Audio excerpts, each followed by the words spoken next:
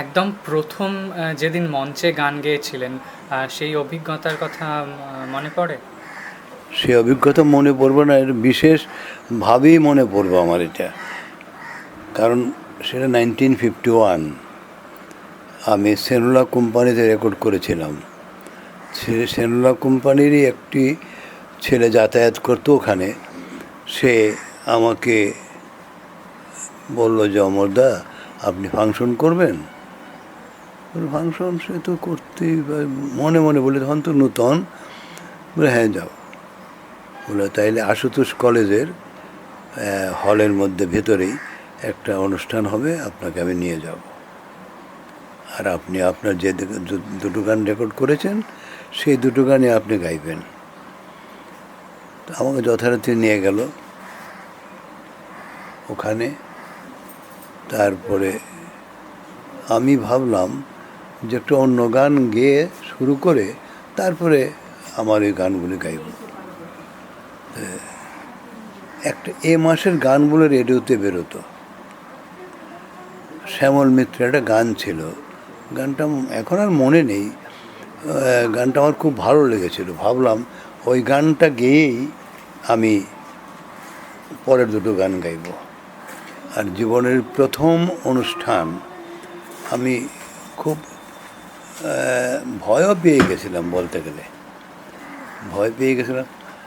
কারণ নূতন গান গাইছে, আর কলেজের ছেলেরা একটু অনেক চঞ্চল প্রকৃতির ছিল। তো গানটা গাইতে গাইতেই অর্ধেকটা গান গিয়ে ভুলে গিয়ে আরও নার্ভাস হয়ে গেলাম। ছেলেরা পেক দিতে আরম্ভ করলো, একে তো আমি নূতন। তারপরে আমাকে ওই স্ক্রিনের পাশ থেকে ছেলেটা বলল যে, তুমিও তোমার নিজের গান গাও। আর গাইব কি? আমি এমন নার্ভাস হয়ে গেছি যে আমার গলা দিয়ে কোনো সুরই বেরোবে না। আমি উঠে চলে আসলাম। সে আমাকে খুব গালি দিতে দিতে নিয়ে গেল, আমাকে ধরে ধরে চলে আসতে হলো। পেছনে কয়েকজন শিল্পী ছিলেন, তারা এখনো প্রয়াত। বাহ বাহ দাদা বাহ। তে কাটা খেয়ে নুনের ছিটে আরেকজন এসে বললো, দাদা মিষ্টি খেয়ে যান। তা আমি তো আমাতে ছিলাম না। তো এই ছেলেটা আমাকে হাতে ধরে ধরে গালি বকতে ট্রাম লাইনের মধ্যে এসে বললেন, যান, বাড়ি চলে যান। 1 টাকা দিল, যান, চলে যান। এটা একটা মস্ত বড় অভিজ্ঞতা। সেই অভিজ্ঞতাটা ওটা যারা করেছিলেন, আমি এখন তার বারবারই মনে করি যেটা আমার শাপে বর হয়েছিল। কারণ এই যে ধাক্কাটা খেলাম, আমার মনে মনে একটা বলতে গেলে একটা প্রতিজ্ঞার মতনই, বলে একদিন আমি তোমাদের ভালোবাসার সুযোগ আমি নেবই। তো সেটাই বলে আমার ওই প্রথম অনুষ্ঠানটা শাপে বর, এবং অভিজ্ঞতা যথেষ্ট হয়েছিল। এইটা হলো আমার প্রথম জীবনের। আর লোকগানেই যে নিজেকে সঁপে দেবেন সম্পূর্ণরূপে, সেটা কবে থেকে? শোনো, 1942 থেকে 48 পর্যন্ত আমি উস্তাদ আয়াত আলী খাঁ সাহেবের নিকট আমি শাস্ত্রীয় সঙ্গীত শিখতাম। তো এই 42 থেকে কলকাতায় এসছি আমি 48-এ। তার আগ পর্যন্ত ওনার কাছে আমি শিখতাম শাস্ত্রীয় সঙ্গীত।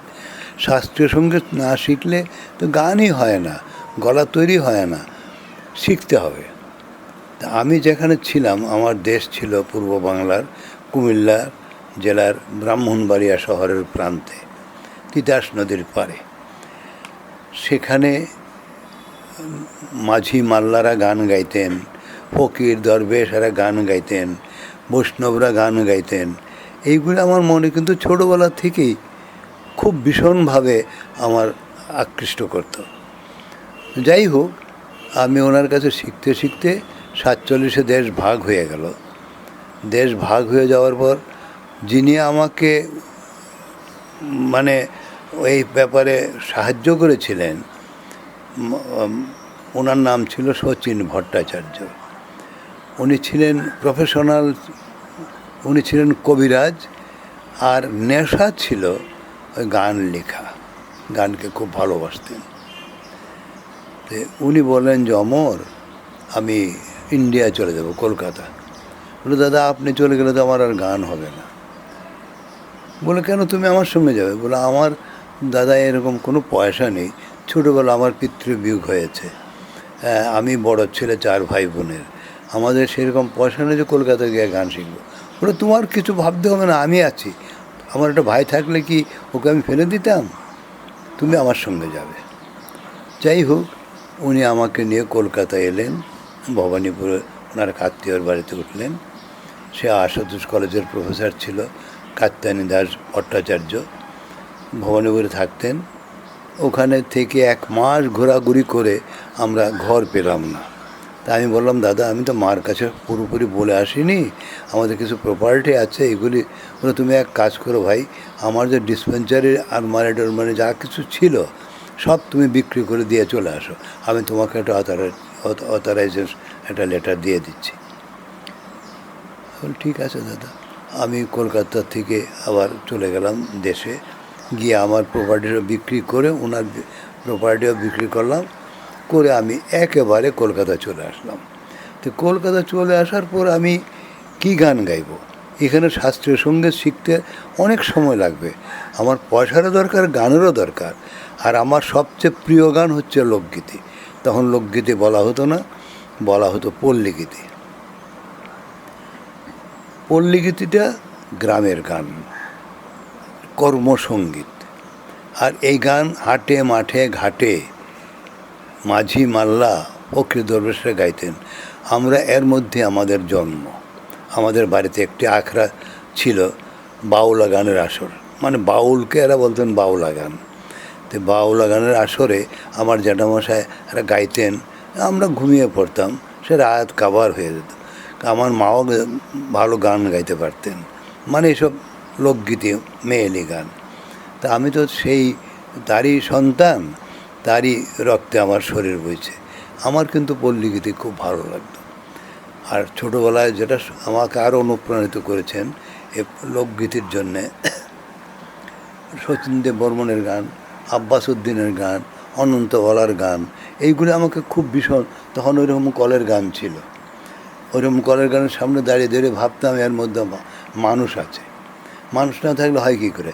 ছেলেরা বলবে আর না না মানুষ নেই। বলে আর মানুষ না থাকলে গান হয় কী করে, কথা বলে কী করে? এইগুলি আমরা ঝগড়া করতাম, তখন ছোট আমি।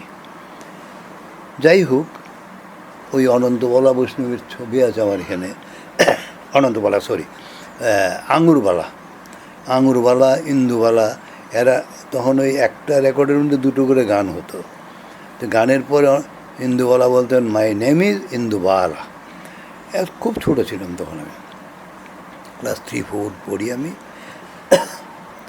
তো এইটা করতে করতেই আমি ওই যেখানে যাত্রা গান হতো, কবি গান হতো, পড়াতে মন বসতো না। ওই গানটা যতটা মনে আমাকে, আমি এখন বলি এই পড়াশোনার ব্যাপারে গানটাই হলো আমার শত্রু। তো এখন দেখি যে গানটা গেয়ে আমি যা পেয়েছি, তো পড়াশোনা করে কী পেতাম আমি জানি না। অনেক আমার ছাত্রছাত্রীদের বলি, বলে দেখো MA BA পাশ করে কেউ মন্ত্রী হচ্ছেন, কেউ জজ ম্যাজিস্ট্রেট হচ্ছেন, কিন্তু আজকের দুনিয়ায় অমর পালের যে পরিচিতি যতটা আছে, তাদেরকে তোরা তো এই রাইটার্সে কারা মন্ত্রী তোরা নিজেরা জানিস না, দিল্লিতে কারা মন্ত্রী তোরা জানিস না। আমাকে দিল্লির মানুষ সবাই চেনে। তা আমি অনেক কিছু পেয়েছি। লেখাপড়ার তো খুব প্রয়োজন তো বটেই, কিন্তু এই লেখাপড়ার আমাকে করতে দিনই আমার এই গানে। যাই হোক, এটা আমার পক্ষে একটা সাপে বল। যাই হোক, এইভাবে আমি যখন দাদাকে বললাম, দাদা আমি কি কার কাছে শিখব? বলে আমাদের দেশেরই আছেন একজন মণি চক্রবর্তী আর একজন সুরেন চক্রবর্তী।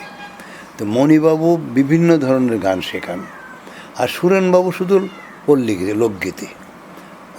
আমি বলবো পল্লী কবি জসিমউদ্দিন থেকে কোনো অংশ উনি কম ছিলেন না, ওনার প্রচারটা ছিল না, এটাই হচ্ছে যা। তো ওনার প্রচার ছিল না তখনকার দিনে। ওনার অনেকগুলো ছেলে মানে সংসার চালানো বড় কঠিন। উনি অন্য গান আর গাইতেন নাই, পল্লীগীতির গাইতেন উনি। ওনার আমি শিষ্য হলাম। উনি আমাদের দেশের লোক, আমি জানতাম না। তো ওনার কাছে থেকে থেকে ওনার একটা পার্টি ছিল। তখন ওই ব্যান্ড ছিল না, তখন বলতো সম্প্রদায়, সুরেন চক্রবর্তীয়ান সম্প্রদায়, অনিল ভট্টাচার্যন সম্প্রদায়, অমুক সম্প্রদায়। যেমন আমার একটা সম্প্রদায় হচ্ছে, তার নাম আনন্দলহরী আছে, এরকম নাম। ইউথ কয়ার, যেমন এই কল্যাণের ক্যালকাটা ইউথ কয়ার, এবং রুমা ঘোষ, হ্যাঁ ক্যালকাটা কয়ার। আর ইউথ কয়ারটা হচ্ছে রুমা ঘোষ ঠাকুরদার। এইরকম তখন নাম ধাম ছিল, ব্যান্ড বলে কেউ বলতো না। তো ওনার সঙ্গেও ছিলাম। এই থাকতে থাকতে গানও শিখছি ওনার কাছে। মণিবাবু বললেন যে অমর, তুমি এক কাজ করো, তুমি রেডিওতে একটা অডিশন দাও। তখন রেডিও স্টেশনটা ছিল ডালহাউসিতে, গাস্টিং প্লেসে, 1 নম্বর গাস্টিং প্লেসে। ওখানে গিয়ে অডিশন দিয়ে আমি পাশ করলাম